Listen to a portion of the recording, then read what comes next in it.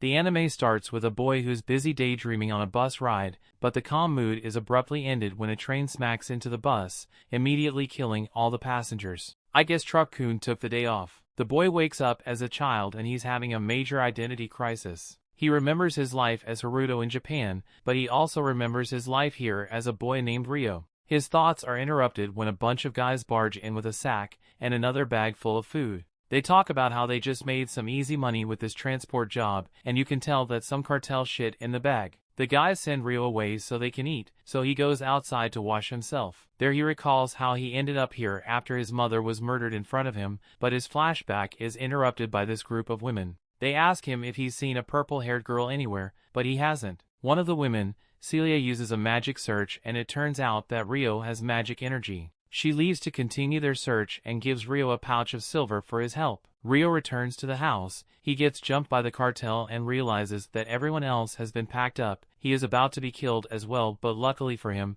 this pink-haired girl shows up to give him the tutorial. After the tutorial, he is now a martial arts master and hits the assailant with the sickest armbar you'll ever see. He then kills the guy and finds that the cartel sack had the purple-haired girl in it. He's trying to get her to safety when the women from before spot him and this brat starts getting all up in his face like he didn't just save her. The night there's more calm about it, but she also doesn't fully trust him, so she tells him to follow her to the castle so they can investigate properly. However, this Muppet Charles must not have heard the properly part. He's just beating the hell out of Ryo. After the princess wakes up, they now realize that Ryo is innocent. Now that he's been proven innocent, Charles realizes that he's screwed up and leaves immediately, and Ryo wakes up later in bed after Celia healed him. As a reward and apology, Ryo is requested for an audience with the king. Ryo is allowed to attend the academy thanks to him saving the princess, but the bullying is going to be worse than British private school. Since Ryo can't read, he goes to Celia for extra tutoring sessions. Celia is only 12 years old, that she skipped a bunch of grades and has already graduated high school, so she's quite the intellectual. She begins teaching Ryo how to write, but she is shocked when Ryo is able to do simple multiplication. However, Ryo is a university student in his past life, meaning he has already witnessed the horrors of integral calculus, so multiplication isn't much of a challenge. The class is having a training period when the instructor takes an interest in Ryo and tells him to spar a little. Ryo also practiced the sword in his past life, so he is able to impress the instructor, but the other students are upset by this. The only thing worse than having a loser in your class is having a loser that is actually better than you. The exams roll around and this one guy is sweating, but Ryo is just taking the test like it's nothing, and he ends up getting the best score in the class alongside the princess. Emerl over here can't accept that Ryo was first despite Celia's confirmation. If the word of the one who gave the exam is not enough to convince him, I don't know what will. Ryo is happy that he did so well, but now the bullying is going to go up a notch, maybe even Catholic school level.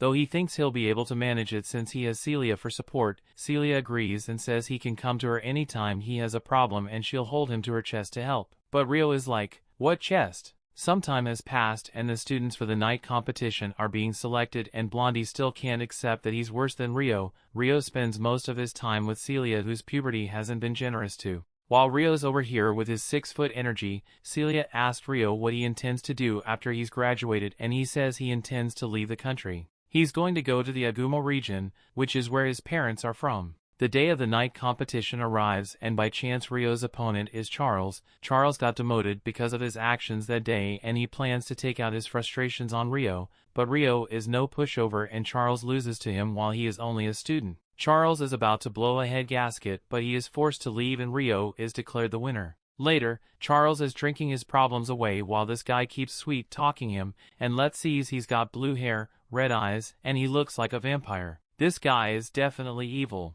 Later, Celia is looking for Ryo and she finds him while he's in the middle of receiving a confession letter. The while later, the students are having a magic class and Blondie is absolutely beaming that he finally has one up on Ryo since he can't use magic. Celia then asked him to demonstrate his magic capabilities if he is so well adept with it. The two perform a lighting spell but is nothing special and Celia tells them as much. She then proceeds to show them just how much there is left to learn, and they are all amazed. All except for Ryo, who while they can't use regular magic, can still recreate spells of similar nature. After the class, Stewart tries to get close to Celia, but his advances are shut down. Since he has no game, he gets angry at Ryo, who has been getting confessions left and right since his victory in the tournament. But he isn't falling for the bait and just goes along with his rant. Later the class is having a practical exam which will determine their final grade for the year. Blondie apparently bribed his way into some information about the course and the quickest way to get to the finish. And as expected, they give Rio the worst possible job. The group seems to be doing fine at first and Mr. Suspicious over here is just watching them,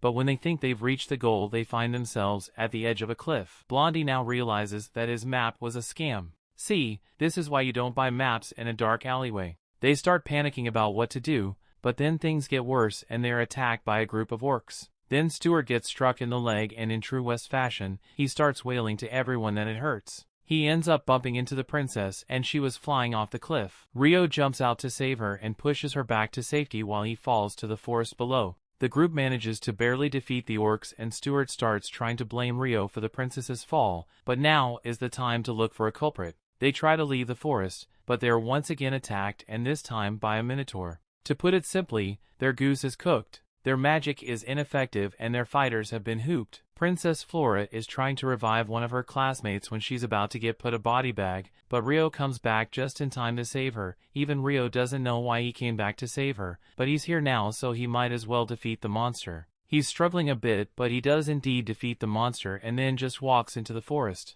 Later, Celia overhears that the royal family intends to blame Rio for everything that happened even though they know that he had nothing to do with. Rio later comes to visit Celia in her room, and he tells her that he's going to be leading the kingdom since he's about to be framed. She doesn't want him to go but she agrees that he'll be in danger if he stays. Rio has fled the royal capital to the next town over since his mugshot makes it difficult to buy things in the capital. He's in Amanda, a town that plentiful food reserves, and he even finds his stand that's selling noodles. He wonders if there was anyone else from Japan, but he can't find an answer so he stops thinking about it. He asks if he can buy noodles in bulk, but the vendor tells him that he can't get that here. He instead directs him towards the merchant guild where he will find all the stock he's gonna need. He gets to the guild and is greeted by the blue-haired Loda who asked him to take off his weapons due to company policy. She will be assisting him with his purchases so they go around the guild and shop. Later, Loda has collected everything that Rio had asked for, but it is quite heavy and she is concerned that he won't be able to carry it and not to worry, Rio is jacked. Rio continues on his journey, but he notices a child in the middle of the road. He tries to help but he gets a poison needle shot at him in the process. He's now been poisoned but he isn't going to let that stop him. The girl states that she's going to kill him and as they battle, Rio notices that she's a beast person and weight faster than anyone he's ever met before, but the beast girl's also surprised by his speed. Rio has now judged the girl's ability and he proceeds to lay on the disrespect. He sheathes his sword and straight bodies this girl and then pins her to the ground. Now that she's been beaten, she starts to cry for her mother since she thinks he's about to kill her, leaving Rio with no choice but to knock her out for now. After she's out, Rio notices that she's wearing a slave collar on her so he removes it. The girl's name is Latifah, and Train-kun went for the double kill since he got her too. She woke up in this world as a slave and even worse, her master was the wuss. She finally wakes up and Rio tells her if she tries anything violent then he'll kill her. She agrees to stay quiet and Rio shows her that he took off her collar. She's finally free to do whatever she wants, but realistically if she stays here she's going to end up as a slave again, so he tells her to go into the forest to go find some other beast people. He then leaves, but Latifah keeps following him and she ends up asking to follow him. But I mean, you just try to kill the guys so it's understandable that Rio doesn't trust her. She's desperate, so she offers to have Rio put the slave collar on her, but he doesn't want to become a slave owner so he just agrees to let her join him. The two then travel to the beast people and as they get close, they set up camp and Rio uses magic to help Latifah sleep peacefully. However, trouble's afoot. Rio is being ambushed by the beast people and they use a light to blind him. Rio is trying to be reasonable and talk this whole situation out but the winged girl doesn't seem interested in listening. They're going to at least hear him out at first, but after they find Latifah in his tent, they go back to their original plan and jump him again. While knocked out, Rio once again sees the tutorial, but he can't get any new information from her since even she doesn't know who she is. All she knows is that she is connected to Rio in some way. Rio wakes up to Latifah hugging him as she is enraged that the beast people treated him so badly, and the jumping squad walks into the room with their tails between their legs. One of the elders comes in and apologizes to Rio for their misunderstanding, and she promises that they'll be punished for their behavior. She leaves them be for now and in the morning she calls Rio to a meeting of the Council of Elders. The elders apologize once more for the trouble that they caused him, even though he was just trying to help Latifah. They say he can stay in the village as long as he wants and anything he needs will be provided for him. After the elders finish talking, Aisha the Spirit of the World Tree appears. She greets Ryo and tells him that she feels a spirit within him, but when she asks him about it he has no clue what she's talking about. After some digging, she finds that the spirit in him is likely one of the 6th great spirits that disappeared ages ago. And while Ryo doesn't understand the significance, that would essentially make him the pope of the village. Ryo returns to the house which he'll be staying in with Latifah, and he finds that they have rice here too, though they say it originated from the Aguma region. Ryo goes on his village training arc and spends a while in the village. Meanwhile, Mr. Suspicious is still up to his nefarious plots. He steals a dragon egg and let's just says the dragon is not too happy about it. The village is having their festival, Ryo and Latifah their honor guests, but as the festivities proceed, Ryo has got quite the harem around him and they seem to be a little drunk too. One of the girls tells the others to lay off in a little, but she also asked Ryo why he keeps his distance from them. Ryo lives by the policy begone thought, but he doesn't say that to them and instead says he'll try to be more friendly to them. To celebrate, the girl that's already drunk insists on drinking some more and they're having a grand old time. Seeing this, Ryo thinks it might be time to leave Latifah in the village since she would be well taken care of, and if she gets too attached to him she'll start having daddy issues when he leaves. Meanwhile, Count Suspicious is acting very supportive of the training knight that is with him and gives him a red pill to swallow. Count Suspicious is using him as bait to lure the dragons away from their nest in order to steal the remaining eggs. Meanwhile, Ryo tells Latifah that he's going to be leaving the village without her soon and the daddy issues are already kicking in, so she runs off. The tree spirit notices the disturbance in the forest and sends out an investigating party. This time, they want to try and avoid combat as much as possible and talk first, but the knight is following orders from Count Suspicious so he immediately tries to flee towards the village. However, he's also got a horde of wyverns on his tail, and they're not interested in talking. The beast people try to stop him from heading into the village while being tailed by the wyverns, but Count Suspicious activates the red pill that the dude swallowed and it turns his insides into pudding. The egg falls to the ground and unluckily Latifah is walking exactly where the egg falls and now she's grown the wyverns. The beast warriors are there to prevent her from getting bodied, but they too are getting curved stomped by the wyverns. After seeing that the wyvern is heading towards the village, Latifah uses herself as bait to draw it away.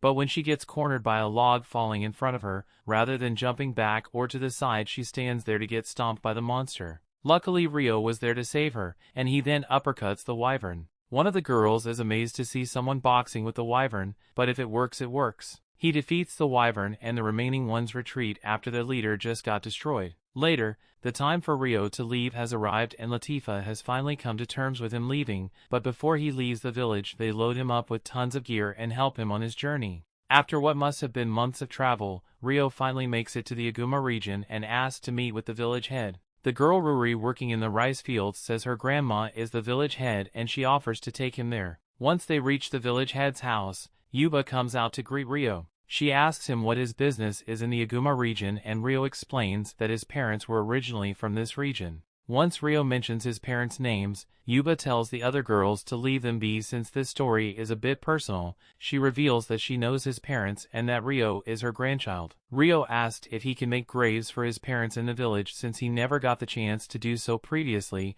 but Yuba tells him that there are already graves for them. As they visit his parents' graves, Yuba promises to keep his lineage hidden from the other villagers for the time being. The next morning, Ryo wakes up as about to head out to help with the village work, but then Ruri comes out nearly naked and flashes Ryo. What a great first impression for your cousin. Ryo is tasked with preparing breakfast for everyone, including Seo and her elder brother Shin who will be arriving soon.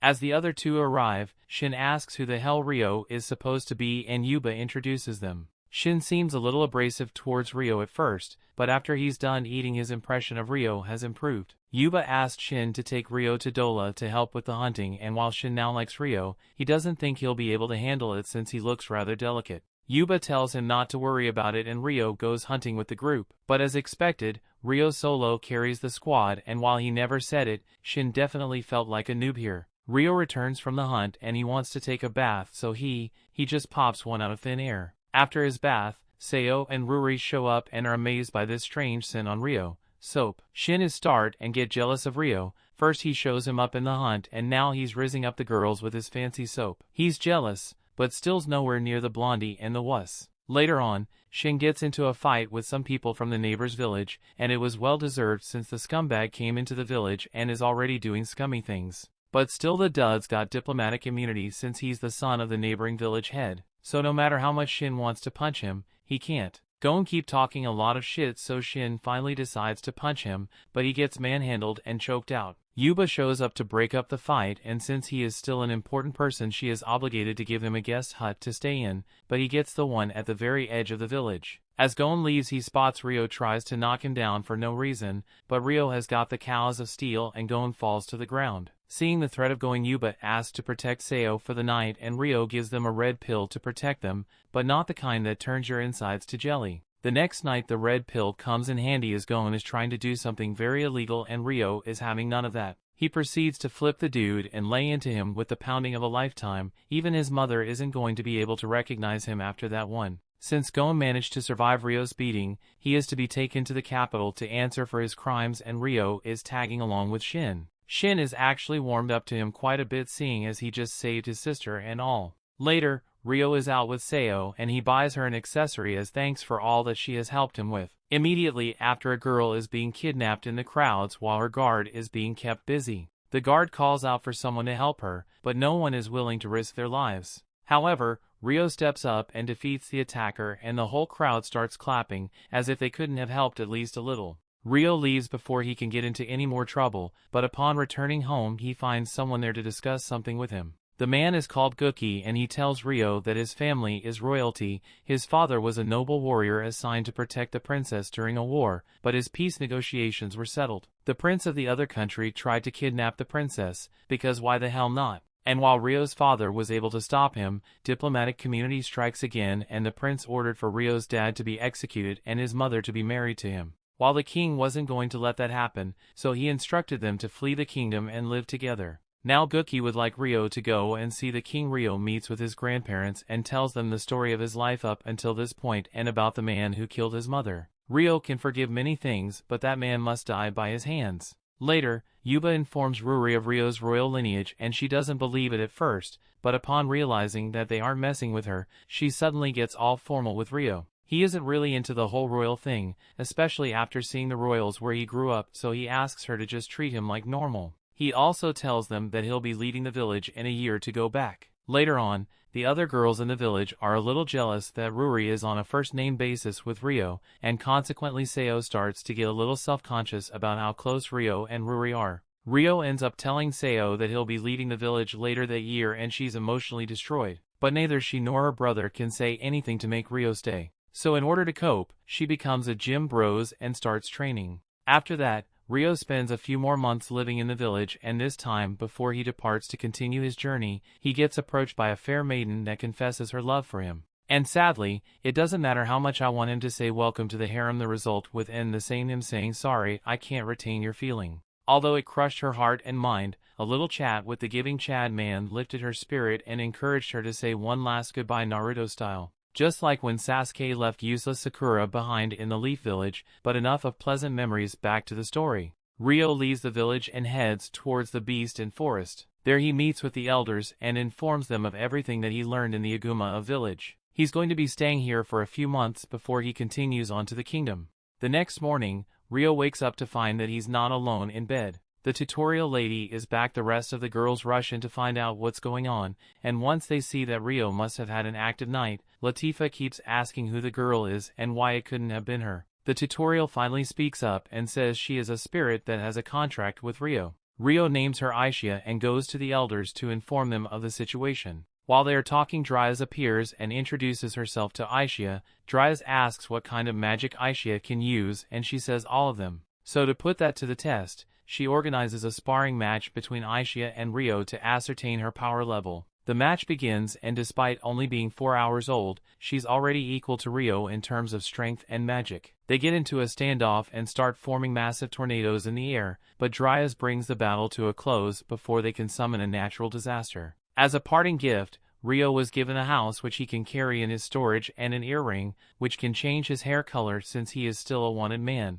Ryo travels back to the kingdom. Upon returning, he finds out the terrible news: Celia is getting married to Charles. Rio knows something must be seriously wrong for Celia to be marrying the equivalent of the rich bully, so he decides to go and investigate it himself. Meanwhile, Celia is having dinner with her father and Charles. She's anything but happy with the situation, but it is what it is, and what it is her life. Is it over? Later that night, Rio asks Aisha to scope out the royal palace so he can find Celia, and they eventually track her down to her room. She was reminiscing about Rio when he sneaks into the room and meets her. She can't believe it, he's actually back in the flesh. He starts making some tea for them to catch up, but then Rio asks her if she actually wants to get married to Charles. She doesn't want to get Rio involved, so she tells him to leave before he gets caught. The next day of the wedding, Celia gets dressed and Charles introduces her to his "Am I seeing this right? 6 wives." They're all jealous that she's prettier than them, so they start messing with her. Later, the wedding begins and Celia is being paraded through the capital.